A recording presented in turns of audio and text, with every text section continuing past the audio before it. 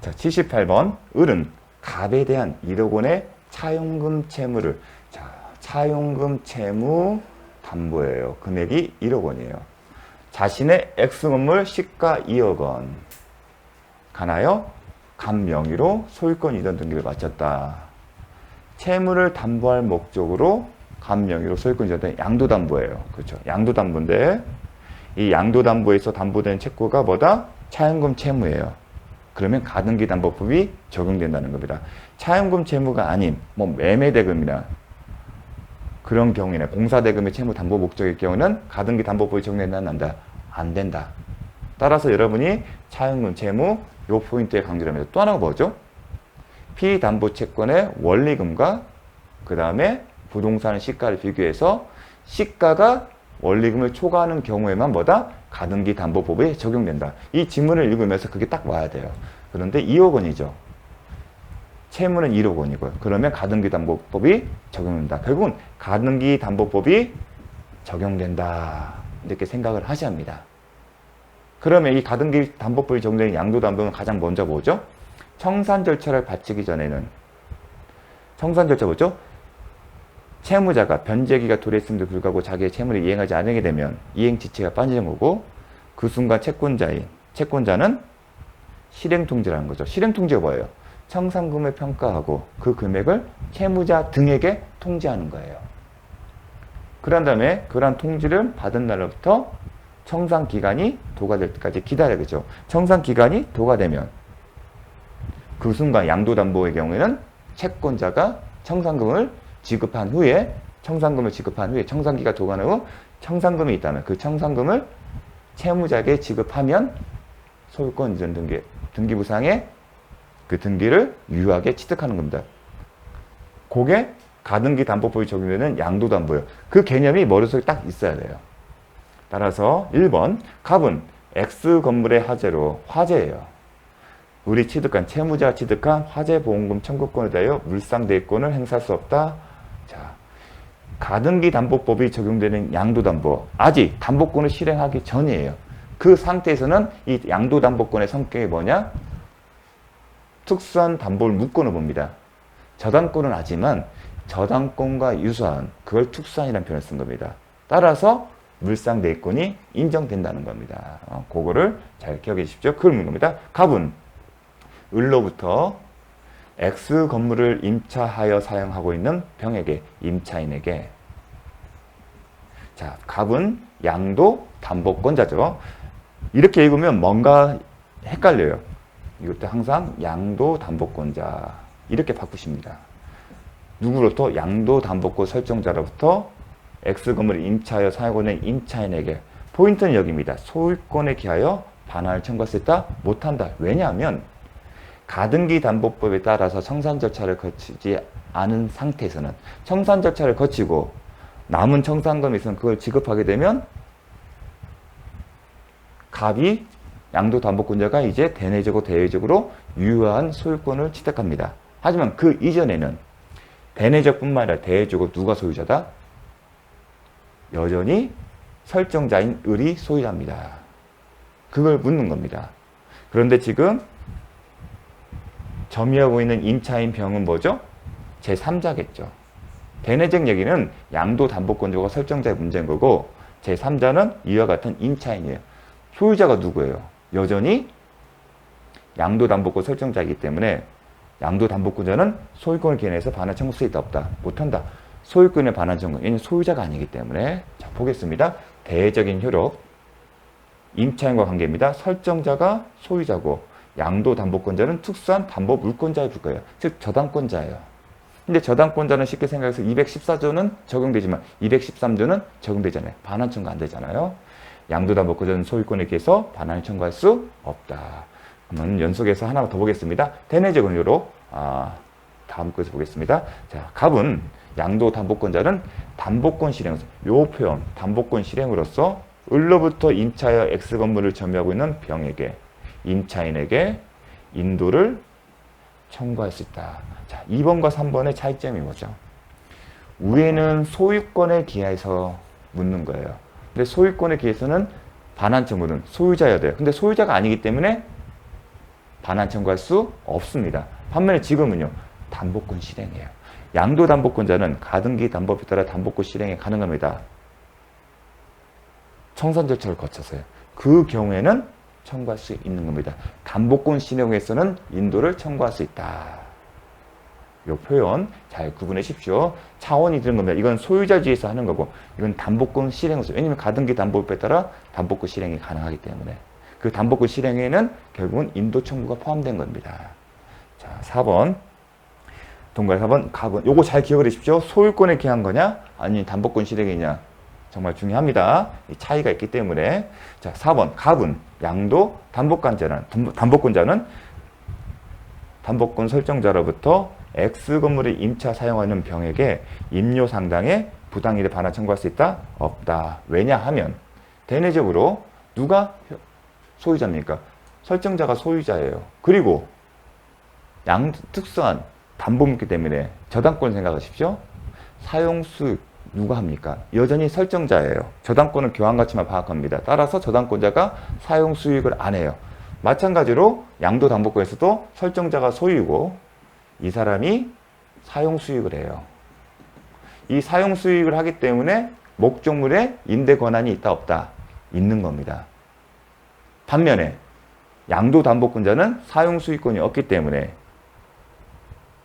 사용수익권 없다는 얘기는 자신이 특별한 사정이 없는 제3자에게 임대할 권한이 없는 거고 그렇기 때문에 차임 상당의 이익을 누릴 기회 자체가 처음부터 없었던 겁니다. 그렇다 보니 차임 상당의 손해가 발생하지 여지가 없는 거죠. 애시당초부터. 그런 걸 자기가 그 이익을 누릴 기회가 없었기 때문에 그 이익을 침해당했다는 이유로 손해볼 일은 없다는 겁니다. 그렇기 때문에 임료 상당의 손해배상이나 부당이득 반환 청구를 할 수 있다? 없다. 출발점은 설정자가 소유자고 이 소유자에게 사용수익이 있다. 따라서 사용수익을 누릴 수 있는 이익은 누구한테 있다? 설정자가 소유자이기 때문에 이러한 이익이 침해되면 손해자는 소유자이지 양도담보권자는 아니라는 겁니다. 요 점 잘 기억을 해 주십시오. 자, 기존에 한번 봤습니다. 이렇게 물어봤습니다. 기출이 채권 담보를 위하여 토지의 저당권과 함께 무상의 담보지상권을 취득한 채권자는 특별한 사정이 없는 한 제3자가 토지를 불법 점유하더라도 임료 상당의 손해배상 청구를 할 수 없다. 근데 무상의 담보, 지상권은 무상과 담보지상권이 마치 저당권처럼 생각한 거지만 그렇다고 해서 이게 저당권 같은 담보물권이라고 단정적으로 얘기할 수 없습니다. 여전히 지상권이에요. 출발점은. 담보지상권이라는 표현을 쓰고 목적은 지상권이지만 그 목적이 담보에 있다는 그 목적에 포인트가 되는 거지 그렇다고 이 지상권이 담보물권으로 바뀌는 것은 아니다는 거. 그걸 기억을 해 주십시오. 그렇다 보니 무상이라는 표현을 쓴 이유는 혹시나 이 담보지권에 대해서 유상을 설정할 수 있기 때문에 그러한 경우라면 손해가 발생할 여지가 없을까? 그러나 어떤 이의신청을 막기 위해서 명확하게 무상이라는 표현을 쓴 겁니다. 더더욱. 왜냐하면 약정에 의해서 여전히 담보지상권자 사용할 수가 있거든요. 통상적으로 저당권과 함께 설정되는 경우에는 통상적으로는 사용수익권을 여전히 설정자에게 주는 게 관행이기 때문에 그런 겁니다. 근데 반드시 그런 게 아니고 달리 정할 수 있어요. 자, 그리고 5번 갑이 X 건물을 정에게 가등기 담보법에 따르면 청산 절차를 거치지 않는 이상 담보권자는 소유권을 유효하게 취득하지 못합니다. 자기 명의로 등기가 되어 있다 하더라도 청산 절차를 거쳐야 합니다. 하지만 청산 절차를 거치기 전에 제3자에게 매각한 경우는 어떻게 하냐? 원칙적인 효력이 없죠. 아직 유효하게 소유권을 취득하지 않았기 때문에 따라서 처분 권한이 없기 때문에 제3자는 소유권을 취득하지 못하죠. 하지만 그렇게 되면 거래한 전에 거래한 전을 불안하게 만들기 때문에 보호 규정이 있다. 가등기 담보법에 어떻게 선의 제3자에게 넘긴 경우에는 소유권을 유효하게 취득한다는 규정이 있습니다. 그걸 물어본 겁니다. 선의 제3자에게 등기를 해준 경우 그 경우에는 정이 유효하게 소유권을 취득해요. 그 결과 양도담보권자는 소유권을 상실한다. 을은 정에게 말소를 청구할 수 있다? 못한다. 왜냐하면 이 사람은 소유자예요. 말소를 구한다는 얘기는 항상 소유자여야 돼요. 근데 정이 소유권을 취득한과 동시에 반사적으로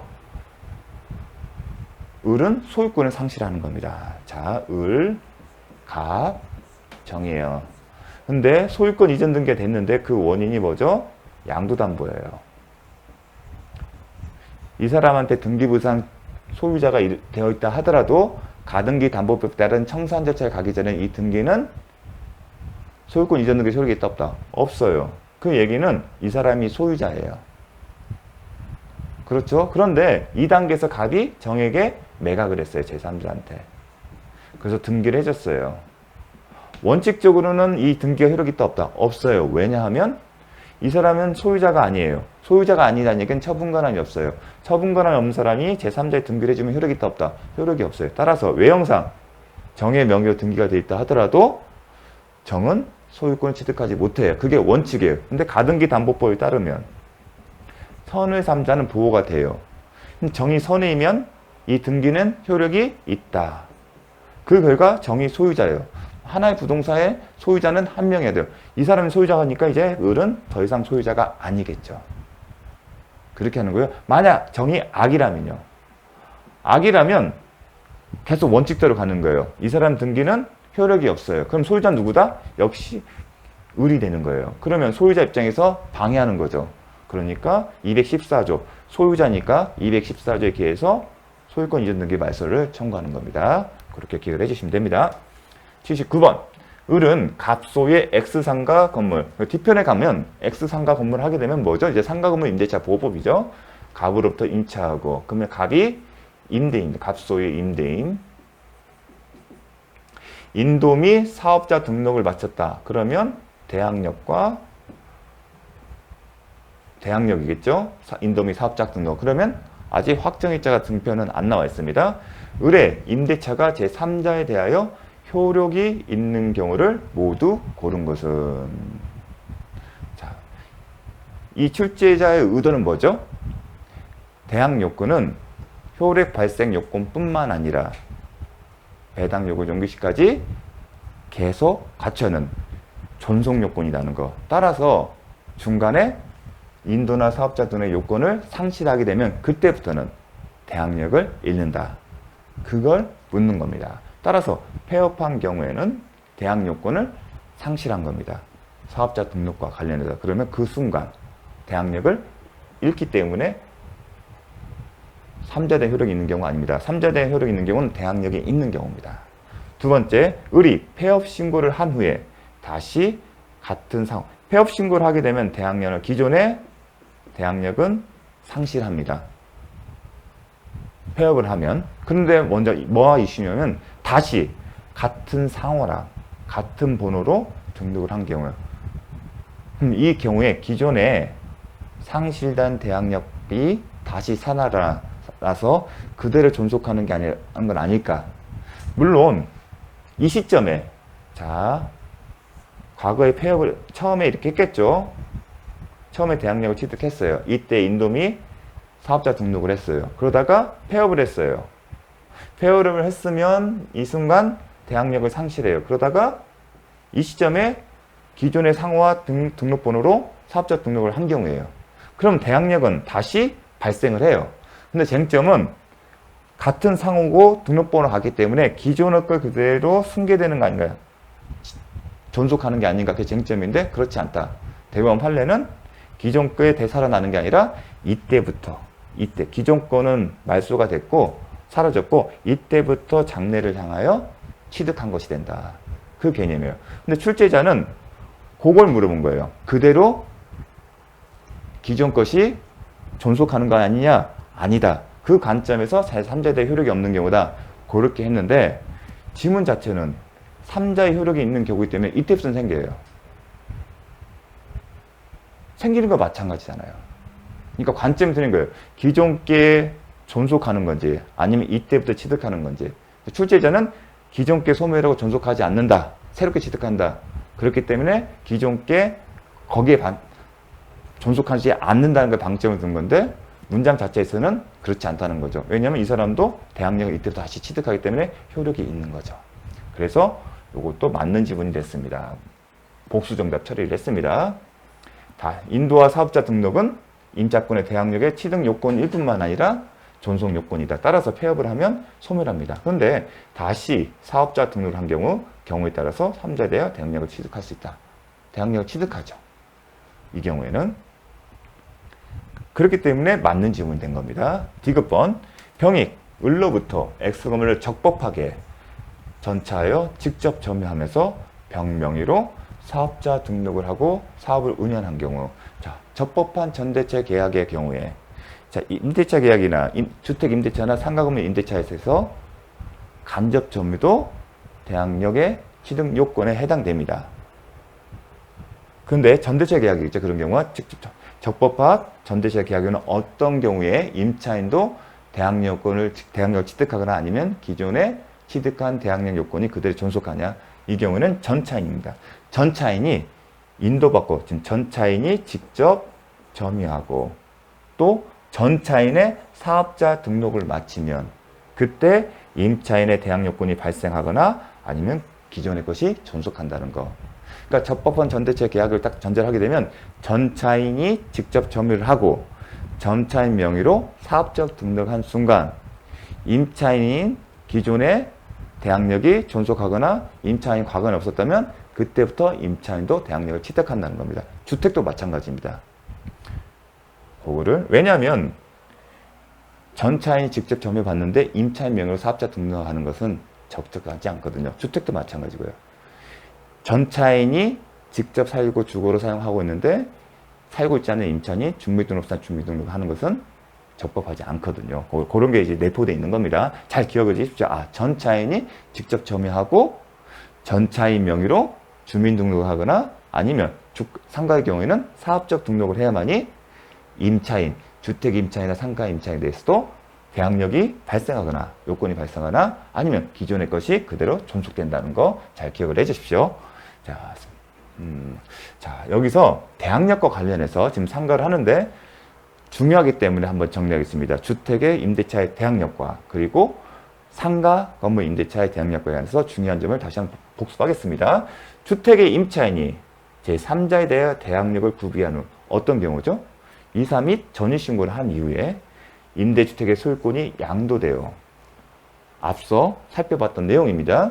그 양수인이 임대인의 지위를 승계한 경우 그럼 양도인, 기존의 임대인에서 지위나 보증금 반환 채무는 소멸하고 왜냐하면 새로운 양수인이 임대인 지위를 승계하기 때문에 기존의 임대인은 임대인 지위에서 벗어나는 겁니다. 그 임대인 지위에서 벗어나는 게 뭐가 핵심보다 보증금 반환 채무에서 소멸하는 것이고 근데 그 양수인이 대부분 제3자였어요. 근데 경매 절차 그 양수인이 누가 된다? 임차인이 양수인이 되는 경우 그 경우는 어떻게 될까 싶습니다. 그 경우에도 달리 볼 이유가 없다는 겁니다. 그 얘기는 이제 이렇게 나옵니다. 달리 볼 이유가 없다는 얘기는 이 양수인이 임대인의 지위를 승계하는 거예요. 그 결과 임대차 보증금과 관련된 채권과 채무가 동일인에게 귀속되는 효과가 발생합니다. 이 임차인은 기존의 임차인의 지위에서 여전히 임대차 보증금 반환 채권을 갖고 있어요. 그런데 임차인이 이 법정에 따라 임대인의 지위 상계하면서 뭐요? 반환 의무를 갖게 됐어요. 그 결과 동일한 임차인에게 채권과 재무가 기속되는 겁니다. 그 결과 혼동되어 소멸되는 겁니다. 채권이. 그 얘기를 한 겁니다. 임차인이 양수인이 된 경우도 달리 볼 이유가 없으므로 대항력을 갖춘 임차인이 당해 주택을 양수한 때에도 그 임차인이 대항력을 갖춘 이후에 뭘 했냐? 매매 계약을 해서 자기가 그 소유권을 취득한 경우입니다. 그 경우입니다. 임대인의 보증금 반환 채무도 소멸하고 양수인이 임차인이 임대인은 기존의 임대인은 이제 임대인의 지위가 아니기 때문에 임대차 보증금 반환 의무가 없고 양수인이 임차인이 임대인의 자신의 보증금 반환 채무를 인수하게 되고 결국 이 얘기죠. 채권은 혼동으로 소멸한다는 겁니다. 쉽게 얘기를 해서 뭐냐면 임차인이 임대인과 매매 계약을 체결해서 그 집에 소유권을 취득합니다. 그 경우에 임대차 보증금을 공제하고 어떻게 되죠? 매매대금 지급하지 않습니까? 그 경우는 다 이러한 논리들이 다 왜냐면 채권 채무가 혼동으로 소멸하기 때문에 자 이거 잘 기억을 해주십시오. 경락인에게 대항력을 갖춘 임차인의 자 이거는 경매 절차. 지금은 법률행위 통해 매매계약 같은 법률행위 통해서 임차인이 소유권을 취득한 거고요. 지금은요. 경매 절차에서 임차인이 경락을 받은 경우에요. 경매 절차에서 해당 주택의 소유권을 취득한 경우 임대인에 대해 반환 청구할 수 있다? 못한다. 이 경우에도 어떻게 된다? 마찬가지로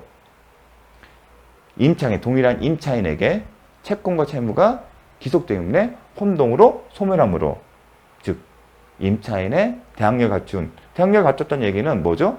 결국은 낙찰자를 상대로 해서 임대차의 계약을 주장하거나 아니면 보증금 반환 채권을 주장할 수 있는데 이 소멸한다는 겁니다. 따라서 반환 청구할 수 있다? 못한다. 왜냐하면 기존의 임대인은 벗어나기 때문에. 이 내용을 단지 경락이냐 아니면 법률행위냐 소관청입니다. 똑같은 논리입니다. 잘 기억을 해두십시오. 이 지문 자체가 양순이 임차인이나 아니면 경락이 임차인이 됐을 때 또 나올 수 있습니다. 똑같은 원리, 우리가 배운 그 기본이 그대로 적용된다는 것을 염두에 두면 풀 수 있는 문제입니다. 그것 때문에 이제 혼동입니다. 자, 악의의 계약 명의 신탁. 악의의 계약 명의 신탁은 특징이 뭐죠? 명의수탁자 명의의 등기는 효력이 없습니다. 그 상태에서 명의수탁자와 제3자 사이에 주택임대차 계약을 체결하고 그런 다음에 대항력권을 갖춘 경우에요. 누구랑? 명의수탁자와 계약을 체결합니다. 그 경우에 임차인은 부동산 실명법 제4조 3항의 제3자에 해당된다는 걸 기억하십시오. 부동산 실명법에는 3자의 선악을 묻지 않고 보호를 받습니다. 그러면 이 3자는 누구한테, 이 임차인, 3자에 해당되는 임차인은 누구한테 대항력을 주장할 수 있냐? 자, 명의신탁자였으니까 매도인 앞으로, 실질적 소유자는 매도인이죠. 자, 요거는 매도인, 계약 명의신탁자니까 명의수탁자예요. 매매계약을 체결했죠. 그리고 등기도 해줬어요. 근데 명의수탁자가 있어요. 그런데 명의수탁자가 악이면 매매계약은 목적 달성을 할 수 없어요. 어떤 경우도 이전 등기를 유효하게 할 수 없어요. 그렇기 때문에 처음부터 이 매매계약은 목적 달성 불가이므로 무효예요. 그 결과 매도인이 법리상 소유자고 매매계약 등기 자체도 효력이 없고요. 매매계약이 무효이기 때문에 명의순탁자 사이는 또 매매계약은 계약관계는 없죠. 매매와 같은 계약관계가 없기 때문에 명의수탁자가 매도인에 대해서 소유권 이전 등기 말소 청구할 그런 문제는 없어요. 중과생략형 3자가 등기 명의신탁과 다른 점이죠. 악인 경우에는. 자, 그러한 경우에 매도인 앞으로 등기가 넘어갈 수 있죠. 그러한 경우에 제3자 임차인은 매도인에 대해서 대항력을 주장할 수 있다는 거고요.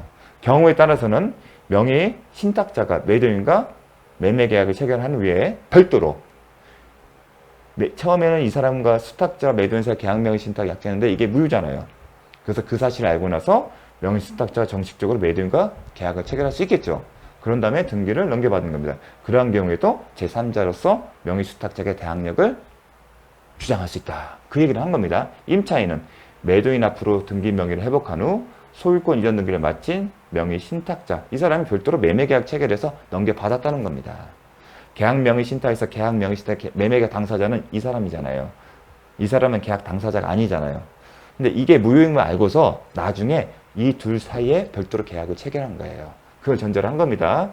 대항력을 갖춘 이후 목적물을 양수한 경우에 해당된 것. 이 경우에는 별도로 계약을 체결해서 넘긴 거고, 이는 대항력을 갖춘 이후에 양수한 경우에 해당돼서 주택임대차법에 그 내용이 그대로 적용되는 겁니다.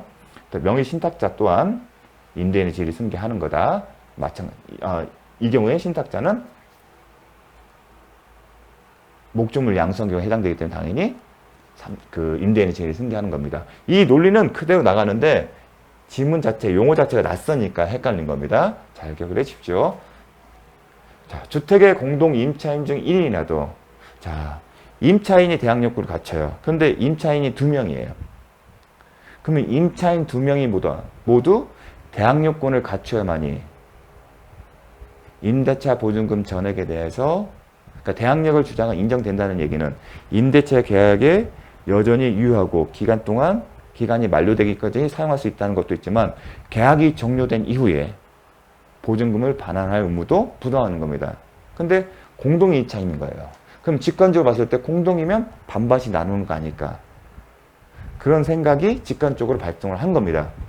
거기에 단서에서 한 명 모두가 갖춰야만이 임대인은 공동임차에 대해서 보증금 전액에 반환 의무가 있는 것이고 둘 중 한 명은 요건을 갖추지 않으면 전액이 아닌 지분 비율을 부담하는 게 아닐까 그걸 묻는 지문인데 대법원 판례는 이렇게 나왔습니다. 잘 기억해 주십시오.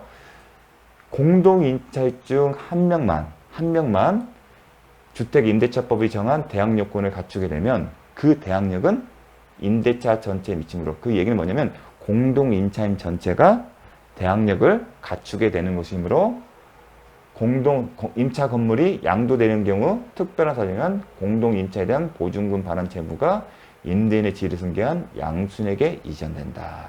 잘 기억을 해 주십시오. 직권적으로 봤을 때는 임차인 중 한 명이면 한 명만 대항력 요건을 갖춘 거 아닐까? 그렇게 생각하는데 그렇지 않다는 거. 그렇지 않기 때문에 양수인은 보증금 반환 채무를 면책적으로 인수하게 되는 겁니다.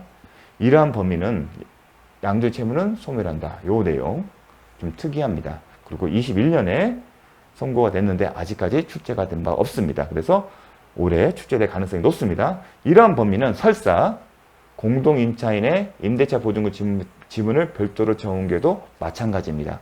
간혹가다 되게 부부 사이예요. 이게 공동임차인에 대한 부부인 경우가 많아요.